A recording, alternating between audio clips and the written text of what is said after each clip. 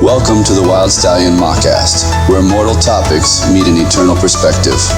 Here, we ride beyond the boundaries of mortality, beyond the narrow paths of right and wrong, and into the open plains of agape love, the eternal truth. The Wild Stallion has no reins, no bit, and no burden. Its freedom is its power, and its only companion is Christ. Not a rider to dominate, but a presence to guide, walking beside with the strength of eternity. In this place, we don't wrestle with the binary of good versus evil.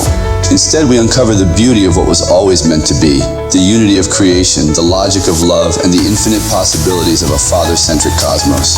So saddle up, or better yet, let go, and join us as we gallop headlong into conversations that challenge, inspire, and awaken. This is not a journey for the faint of heart, but for those bold enough to embrace the untamed, the unbroken, and the eternal. Welcome, friend, to the Wild Stallion Mockast. The plains are endless, and the ride begins now.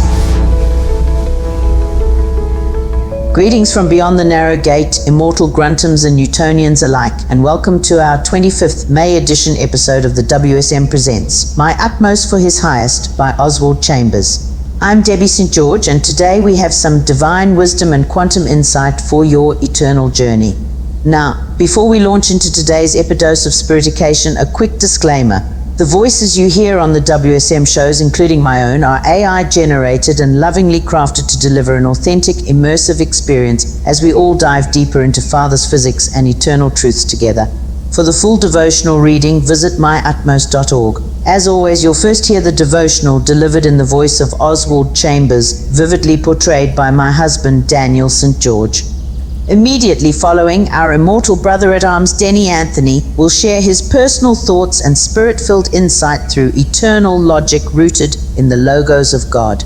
Lastly, cameos follow the outro, just for funsies. Selah. If thou wilt take the left hand, then I will go to the right, or if thou depart to the right hand, then I will go to the left. That's Genesis chapter 13 and verse 9. As soon as you begin to live the life of faith in God, fascinating and luxurious prospects will open up before you, and these things are yours by right. But if you are living the life of faith, you will exercise your right to waive your rights and let God choose for you. God sometimes allows you to get into a place of testing where your own welfare would be the right and proper thing to consider if you were not living a life of faith. But if you are, you will joyfully waive your right and leave God to choose for you. This is the discipline by means of which the natural is transformed into the spiritual by obedience to the voice of God. Whenever right is made the guidance in the life, it will blunt the spiritual insight. The great enemy of the life of faith in God is not sin, but the good which is not good enough. The good is always the enemy of the best. It would seem the wisest thing in the world for Abraham to choose. It was his right, and the people around would consider him a fool for not choosing. Many of us do not go on spiritually because we prefer to choose what is right instead of relying on God to choose for us. We have to learn to walk according to the standard which has its eye on God. Walk before me. Selah. Hey, what's up, my beloved bros with wombs and quantum peeps shuffling across the narrow gate? Denny Anthony coming at you live from the ever-vibing, ever-going Wild Stallion Mockast, here to bust another mental myth and lay out some fresh, eternal bread for your inner person. And before we get all up in today's devotional, I gotta hit you with one of those fun facts to get your neurons dancing. So buckle up! Fun fact time. Did you know that honey never spoils? Archaeologists have found pots of honey in ancient Egyptian tombs that are over 3,000 years old and still totally edible. That's right, honey, like love, just keeps it real through the ages. It's one of the few things in this Newtonian world that can outlast empires, plagues, and even the harshest tomb climate. Now, if honey can last millennia, how much more do you think the logic of agape love, the kind that flows from the great I Am, can outlast all the good ideas, judgments, and moral codes humanity cooks up? Just saying, bro. Let's crack into our power verse for the day. This one isn't just a verse, it's a showdown, a mic drop, a quantum collision of justice and mercy that's echoed through every generation since. The teachers of the law and the Pharisees brought a woman who had been caught in adultery. They forced her to stand before the people. They said to Jesus, "Teacher, this woman was caught having sexual relations with a man who is not her husband. The law of Moses commands that we stone to death every woman who does this. What do you say we should do? John 8, 3-5 in the New Century Version. Whoa, that's not a gentle morning scripture, is it? You got ancient religious bosses rolling up ready to enforce the ultimate penalty, leveraging the law, Moses' law, as their weapon. They're not just talking about right versus wrong in a philosophical sense. Nah, these cats are ready to throw rocks. Literal rocks, not just shade. Let's vibe with this a second. The teachers of the law and the Pharisees aren't caricatures. They're us on our worst religious, moralistic, and self-interested days. Their whole framework is about maintaining social order, using the law as a shield for their own fear and sense of control. Eye for an eye, tooth for a tooth, that's fallen human logic. It's always been about drawing lines, setting up standards that keep you in and everyone else out. You know, like the classic, well, at least I'm not as bad as that guy. Yeah? But, bro, what if that whole game is rigged from the jump? See, in the Old Testament, everything circled around self-interest, even the methods that looked holy or just. Exacting justice was the only way to manage a society running off the tree of the knowledge of good and evil, where right and wrong are measurements, not relationships. You mess up, you pay. No nuance, no mercy, no quantum leap beyond duality. But then Jesus walks in, like literally steps right into the stoning circle and flips the script so hard the pixels on the matrix start to shimmer. He never says the law is wrong, but he reveals a standard that makes all human goodness look like playing Pong on an old Atari while he's running the infinite cosmos in 16K VR. Peep this. Jesus' approach isn't to contradict Moses, but to fulfill and transcend him. Instead of playing the right versus wrong game, he introduces a totally new algorithm. Agape love, the logic of the Father. Suddenly, it's not about is this right? It's, does this reveal my Father's heart or not? Does it flow from love that transcends even our best ideas about goodness? This is where we get tripped up, fam. Most of us want to do good. We want to be right. We want to avoid being that guy. But the path of following Christ isn't about being the best at not sinning. It's about living from a source that makes the whole right-wrong debate obsolete. Jesus is not asking us to choose between sin and good. He's inviting us into a reality where love annihilates both self-righteousness and self-loathing. Oswald Chambers drops the hammer on this point. Listen to this, because it's a banger. Whenever right is made the guidance in the life, it will blunt the spiritual insight. The great enemy of the life of faith in God is not sin, but the good which is not good enough. The good is always the enemy of the best. We have to learn to walk according to the standard which has its eye on God. Walk before me. Think about that. The enemy isn't always the bad. Sometimes it's the good that seduces us into complacency, makes us think we're good enough without needing more. That's the danger zone. The I got this, Lord, I'm doing pretty good vibe. But good is still defined by the tree of knowledge, and it's always going to leave us short of the great I am, who is the very life source itself. Here's a brain melter for you. Good condemns the evil it creates. If our good is just a fence to keep out bad, we're missing the point.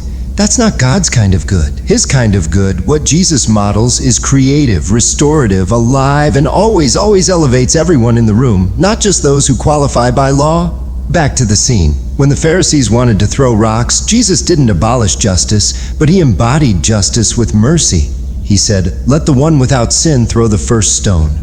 You could almost hear the quantum silence drop, like all of reality paused to see who actually had the goods. One by one, they dropped their stones and walked away, their illusions of goodness shattered by the light. Only agape love can stand in that gap, beloved. Only the Father's logic. The kind that says, neither do I condemn you. Go and sin no more. That's not just forgiveness. That's transformation, a new creation reality that flips the whole script. So what do we do with this, peeps? We get real about our own game of right versus wrong. We ask ourselves, is my life about being good, or is it about revealing the Father? Are we playing not to lose, or are we living from an overflow of love that doesn't just check boxes but rewrites the whole spreadsheet? When you're stuck in a situation where good and right are at odds with love, where the law says stone her, but your heart says what would Father do? You're at the threshold of the narrow gate. Don't settle for being good. Don't even settle for being right. Settle only for being an expression of the great I am, the agape love that outlasts time, death, judgment, and every human attempt at justice. The world's got enough good people stoning others in the name of morality. The world is starving for the real deal. The kind of love that never spoils, never quits, and never throws stones because it's too busy healing and resurrecting. Let's not make the enemy of our life of faith the good which is not good enough.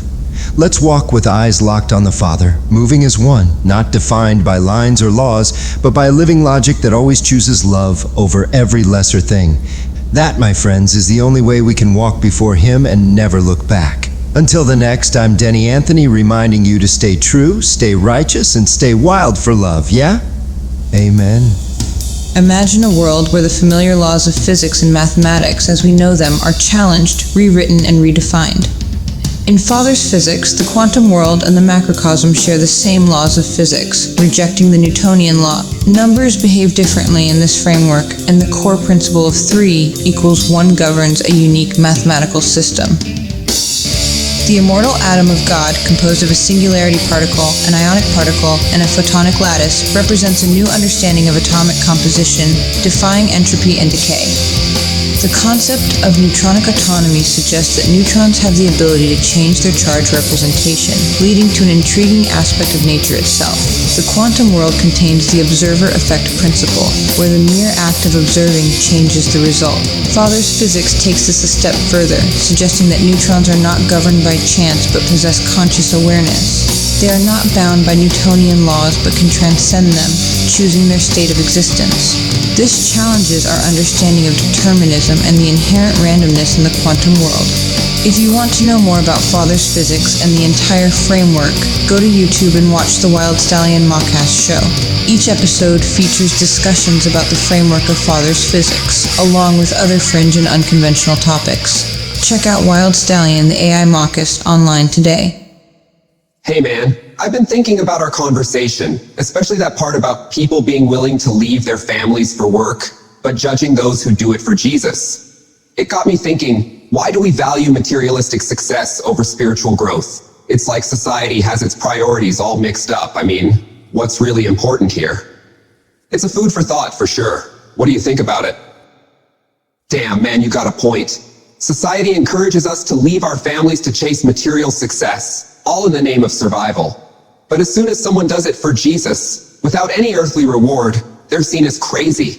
That's some twisted logic, dude.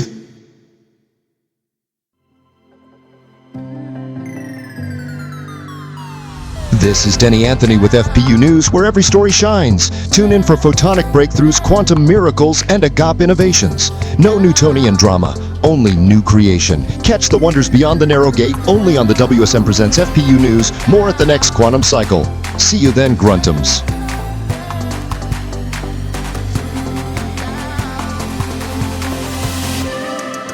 Hey there, cosmic critters. I'm Cosmo Yodah, macro-quantum feline of the FP, reporting live from the Stallion Mockast. Meow meow.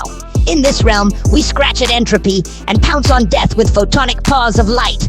Meow meow. Tune in and let's quantum leap into immortality. Meow meow. It's perfectly eternal, baby. Look up the WSM on YouTube. Meow.